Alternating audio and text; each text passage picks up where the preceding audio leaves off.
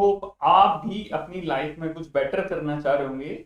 अगर आप अभी नीचे किसी पोजीशन पर हैं, सुपरवाइजर हैं, एमएसटी हैं, टेक्नीशियन हैं, और आप अपने आप को एक शिफ्ट इंजीनियर बनाना चाहते हैं, तो आपको क्या क्या चीजें की जरूरत पड़ेगी, कितना एक्सपीरियंस होना चाहिए, क्या रिस्पॉन्सिबिलिटी होती है और आप कैसे बन सकते हैं, आज हम बात करेंगे। फ्रेंड्स, एक शिफ्ट इंजीनियर के लिए कम से कम आपके पास डिप्लोमा होना चाहिए। डिप्लोमा होना चाहिए, किसी भी ट्रेड में है वो चल सकता है। कई जगह रिक्वायरमेंट होती है, स्पेसिफिक ट्रेड वो मांगते हैं कि इस ट्रेड में हो, बट 90% आपका किसी भी ट्रेड में है तो आप एक शिफ्ट एग्जीक्यूटिव बन सकते हैं। इसके बाद में हम बात करते हैं एक शिफ्ट एग्जीक्यूटिव के लिए एक्सपीरियंस कितना। मिनिमम 3 to 5 ईयर का एक्सपीरियंस आपका होना चाहिए मल्टीपल फील्ड्स का। जो जो बिल्डिंग में सर्विसेज जो जो होती हैं उन सब चीजों का आपका एक्सपीरियंस होना चाहिए कम से कम 3 साल का, जब आप एक एग्जीक्यूटिव के लिए अप्लाई कर सकते हैं। ये कंडीशन रहता है, कुछ कंपनियां कम एक्सपीरियंस मांगती हैं, कुछ कंपनियां ज्यादा एक्सपीरियंस मांगती हैं। तो आपका एक्सपीरियंस कम से कम 3 साल होना चाहिए। और उसके बाद में आते हैं अगले स्टेप पर, सैलरी। सैलरी कितनी मिलती है एक एग्जीक्यूटिव को? एक एग्जीक्यूटिव को 25,000 रुपए से लेकर 25,000 रुपए से लेके 45,000 रुपए तक एक शिफ्ट एग्जीक्यूटिव को सैलरी मिलती है। अलग अलग कंपनीज में अलग अलग प्रोफाइल पर अलग अलग सैलरी होती है। ये डिपेंड करता है कि आपके पास कितना काम है, कितनी नॉलेज है, कितना एक्सपीरियंस है, और पहले आप क्या ले रहे थे। अभी हम चीजों में बढ़ते हैं आगे। अगर आपको एग्जीक्यूटिव बनना है तो अपने अंदर कुछ चेंज लाना पड़ेगा, अपने आप को थोड़ा सा अपडेट करना पड़ेगा। अभी हम बात करेंगे एग्जीक्यूटिव की रिस्पॉन्सिबिलिटीज की। जो पहली रिस्पॉन्सिबिलिटी है, पहली चीज होती है, वो जब जॉब के ऊपर जाता है तो अपने आप को प्रिपेयर करता है। वो याद करता है कि मैंने कल काम क्या किए थे और क्या काम आज करने हैं, कल के मेरे पेंडिंग वर्क्स क्या थे, उन सबको नोट डाउन करता है। आज मुझे क्या काम करना है, वो पूरी प्लानिंग बनाता है। उसके बाद में वो सेम उसी काम को, जो उसने काम किया है, उस काम को अपनी टीम के साथ डिस्कस करके, अपनी टीम के साथ डिस्कस करके चीजों को आगे बढ़ाता है। और उसका जो काम होता है, जो डे टू डे का जो वर्क होता है, उसके लिए वर्क ऑर्डर बनाना। वर्क ऑर्डर मतलब काम करना है, कैसे करना है, किसको करना है और कहाँ करना है, कौन सा काम होता है, वर्क प्रिपरेशन करना, देन वर्क ऑर्डर बनाना और नीचे टीम को दे देना। सुपरवाइजर है उसको दे देना, या सुपरवाइजर नहीं है डायरेक्ट टीम उसको रिपोर्ट करती है तो उनको दे देना। फिर आता है मेंटेन एंड मॉनिटरिंग।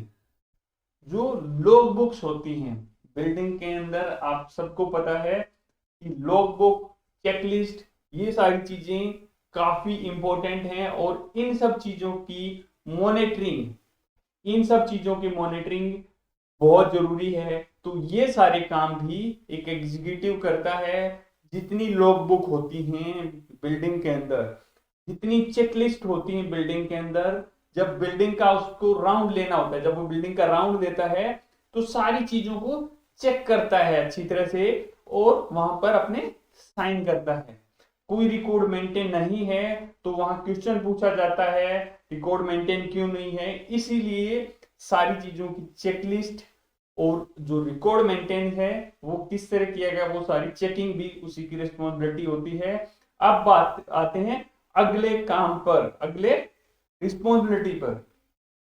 उसको बिल्डिंग के अंदर कुछ इक्विपमेंट ऐसे होते हैं जो हमारे एएमसी पर होते हैं। एएमसी क्या होती है? Annual maintenance contract. हम किसी थर्ड पार्टी को अपने इक्विपमेंट का मेंटेन करने के लिए रखते हैं। जब कोई प्रॉब्लम आती है तो वो कंपनी आके उनकी रिपेयर करती है, या एक फिक्स मेंटेनेंस होता है कि साल में एक बार होना है तो उस तरह के वर्क के लिए जो फॉलो अप होता है वो वही करता है ओईएम। ओईएम क्या होता है? ओईएम होता है original equipment manufacturer. Original equipment manufacturer का मतलब है कि जो इक्विपमेंट जो बनाता है, जैसे हमारा डीजी है क्यूमेंस का है, तो क्यूमेंस उसका ओईएम है, या उन्होंने अपनी पार्टनरशिप किसी को दे रखी है, कैरियर का चिलर है तो कैरियर उसका ओईएम है। इस तरह करके आपकी लिफ्ट है जिस कंपनी की, उस कंपनी की लिफ्ट है, तो लिफ्ट की कंपनी ही अपने ओईएम बना के रखती है, खुद ही चीजें मेंटेन करती है। तो उन सब लोगों से बात करके, उनसे फॉलो अप करके, टाई अप करके जो हमारे शेड्यूल हैं उनको पूरा प्लान किया जाता है। जो पीपीएम होते हैं, जो वेंडर को करने हैं या जो हमें खुद करने हैं, जो वेंडर को करने होते हैं उसके लिए वेंडर से फॉलो अप लिया जाता है। जो टीम से करने होते हैं वो हमारा एक कैलेंडर बनता है पूरा साल का, तो उसके द्वारा उसको फॉलो करता है कि क्या क्या चीजें हो गई हैं, क्या चीजें पेंडिंग हैं। तो जो वर्क परफॉर्मेंस है उसको चेक करता है चीजों को बेटर करने के लिए। इसके साथ साथ में जो हमारा रिकॉर्ड होता है एनर्जी कंजप्शन, एनर्जी कंजप्शन एक मेन क्रिटिकल चीज है जिसको मेंटेन करना काफी जरूरी होता है कि कौन सा इक्विपमेंट हमारा कितना यूनिट ले रहा है। तो सारे इक्विपमेंट की सब ऑपरेटर होते हैं, डीजी ऑपरेटर, एचवीसी ऑपरेटर, ये सब लोग अपनी अलग अलग रिकॉर्ड बुक मेंटेन करते हैं। जो मीटर की रीडिंग रहती है वो नोट की जाती है, एचटी मीटर की रीडिंग नोट की जाती है। वो सारा डाटा वो अपने सिस्टम में डाल के अपनी जो डीएमआर, डेली मैनेजमेंट रिपोर्ट, या एमआईएस, मैनेजमेंट इंफॉर्मेशन सिस्टम, जो रिपोर्ट बनाने के लिए अपने पास सारी चीजें कलेक्ट करता है। इसके बाद में क्या काम और उसका बच जाता है, जो वो रिकॉर्ड करता है। जैसे हमारे कुछ इक्विपमेंट काफी इंपॉर्टेंट होते हैं, कि चिलर है, सबसे ज्यादा जो पावर कंजप्शन जो लेता है वो हमारा चिलर है। तो उससे रिलेटेड चीजें कि हमारा चिलर कितने बजे स्टार्ट हुआ, कितने बजे बंद हुआ, टोटल रनिंग आवर्स क्या हुए हैं। इसी तरह डीजी हमारा एक काफी इंपॉर्टेंट इक्विपमेंट है, और उसको मेंटेन करना भी, डीजी को भी मेंटेन करना, उसकी लॉगबुक को मेंटेन करना, कितने आवर्स डीजी चला है, कितने उसने किलोवाट जनरेट किए हैं, कितना डीजल कंजप्शन हुआ है, ये सारी चीजें मैनेजमेंट को इन्फॉर्म की जाती हैं, और वो क्रॉस चेक करता है, ये सारा डाटा अपने सिस्टम में पुट ऑन करता है, सारे सिस्टम में चढ़ाता है। इसके साथ साथ में जो मेंटेन करता है और मॉनिटर करता है जो स्पेयर पार्ट्स होते हैं हमारे पास। अगर बिल्डिंग को चलाने के लिए कुछ स्पेयर पार्ट्स की भी जरूरत पड़ती है। लाइट खराब होगी हमारी तो लाइट होनी चाहिए, एमसीबी जल गई है तो कुछ स्पेयर पार्ट्स मैनेजमेंट को दिए जाते हैं। तो एग्जीक्यूटिव की रिस्पॉन्सिबिलिटी होती है कि अगर कितने स्पेयर पार्ट चले गए हैं, क्या बैलेंस है, तो उस तरह की चीज भी मेंटेन करना उसी का काम है।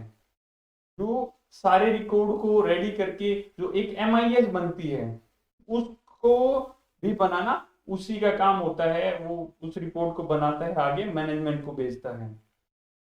मेंटेन इक्विपमेंट डाटा, जो हमारे इक्विपमेंट होते हैं उनका डाटा होता है, हमारे पास कौन से इक्विपमेंट हैं और उनकी कैपेसिटी क्या है, उनकी हेल्थ कंडीशन क्या है, ये सारा रिकॉर्ड भी उसको मेंटेन करना होता है। ये रिकॉर्ड भी उसको कहां पर शो करना होता है, ये रिकॉर्ड शो करना होता है उसको जो डेली रिपोर्ट होती है, जो एमआईएस जिसको बोलते हैं। तो उन सब के अंदर उस रिपोर्ट को मेंटेन करने के लिए, और जो डॉक्यूमेंट है जो उसको जरूरत है मेंटेन करने के लिए, उसको ये सारी चीजों की जरूरत पड़ती है। फिर एक सबसे क्रिटिकल, कि बिल्डिंग के अंदर कोई इंसिडेंट नहीं हो, सेफ्टी का प्रॉपर फॉलो हो। सेफ्टी अगर फॉलो हम करेंगे तो इंसिडेंट के चांसेस कम हो जाते हैं। हम कोई भी वर्क करेंगे सेफ्टी से करेंगे, पीपीई का उपयोग करते हुए करेंगे, पर्सनल प्रोटेक्टिव इक्विपमेंट्स का यूज करेंगे, तो जो नुकसान है वो कम से कम होगा। तो जीरो इंसिडेंट उसकी रिस्पॉन्सिबिलिटी होती है, कोई इंसिडेंट नहीं होना चाहिए। तो उसी के हिसाब से टीम को प्रिपेयर करता है। वो जो असिस्टेंट मैनेजर या मैनेजर जो होता है उसके ऊपर, तो उसको डायरेक्ट रिपोर्ट करता है, उसको जो चीजें जरूरत होती हैं वो चीजें उसको प्रोवाइड करता है और उसको असिस्ट करता है, उसकी हेल्प करता है हर तरह से। तो जो मैनेजर या असिस्टेंट मैनेजर के नीचे जो होता है उसका बिल्कुल राइट हैंड उसको बोलते हैं, कि उसका सपोर्टिव हैंड उसको बोलते हैं। तो ये सारी चीजें भी हैं जो पता होनी चाहिए और हमारे सिस्टम में आती हैं। इसके बाद में आता है कि जो टीम है, अगर आपके पास एक स्ट्रॉन्ग टीम है तो आप अच्छी तरह से परफॉर्म कर पाएंगे। आपके पास एक स्ट्रॉन्ग टीम है तो आप अच्छी तरह से परफॉर्म कर पाएंगे। तो टीम को ट्रेनिंग्स, टाइम टाइम पर टीम को ट्रेनिंग देना, उनके स्किल को इम्प्रूव कराना, और उनकी चीजें हैं अगर कोई गलत हो रहा है तो उनको चेक करके उनको अपडेट करना कि ये चीजें ऐसे नहीं, इस तरीके से करनी है। तो टीम की जो अपग्रेडेशन करना है वो भी एक एग्जीक्यूटिव की रिस्पॉन्सिबिलिटी होती है। जो बिल हैं, हमने हमारे पास मटेरियल आता है, हमारे पास एएमसीज होती हैं और भी कुछ खर्चे होते हैं जो बिल्डिंग में आते हैं। तो उन सब चीजों को चेक करने की कि कितने बिल आए हैं, कितना मटेरियल आया है, एएमसी करने वाले ने प्रॉपर काम किया है, ये सारी रिकॉर्ड जो प्राइमरी रिकॉर्ड को रेडी करके, सारी रिपोर्ट्स वगैरह को रेडी करके आगे मैनेजमेंट को देता है, ताकि जो वेंडर हैं उनके बिल क्लियर हो जाए, जो पेंडेंसी है वो चीज क्लियर हो जाए। तो ये सारी चीजें भी उसको मेंटेन करनी होती है। तो ये सारी चीजें हैं जो अभी हमने डिस्कस की। ये सारी चीजें एक फैसिलिटी एग्जीक्यूटिव या टेक्निकल एग्जीक्यूटिव हम बोले, उसको सारी चीजें पता होनी चाहिए, उसको सारी चीजें अपडेट करनी आनी चाहिए। अगर आप एक बनना चाहते हैं एग्जीक्यूटिव तो आपको अपने आप को अपडेट करना पड़ेगा, आपको लर्न करना पड़ेगा काफी। आपको डॉक्यूमेंट्स के बारे में जानना है, अगर आप वर्क कर रहे हैं तो आप सारे डॉक्यूमेंट्स के बारे में ऑलरेडी जानते होंगे। फैसिलिटी एग्जीक्यूटिव के लिए वही एक्सपीरियंस काउंट होता है, अगर आपने खुद किया है, खुद देखा है, आपका सीनियर होता है, आपको पता होता है क्या होता है। बट आज हमने थोड़ा ब्रीफ में जाना कि एक एग्जीक्यूटिव की रिस्पॉन्सिबिलिटी, टेक्निकल एग्जीक्यूटिव या शिफ्ट एग्जीक्यूटिव की रिस्पॉन्सिबिलिटी क्या होती है। अगर आपको वीडियो अच्छी लगे तो वीडियो को लाइक कीजिए, चैनल को सब्सक्राइब कीजिए और बेल आइकॉन जरूर दबाइएगा, ताकि आप मेरी वीडियोस की नोटिफिकेशन कंटिन्यू मिलती रहे। आपसे अलविदा लेता हूं। जय हिंद, जय हिंदुस्तान।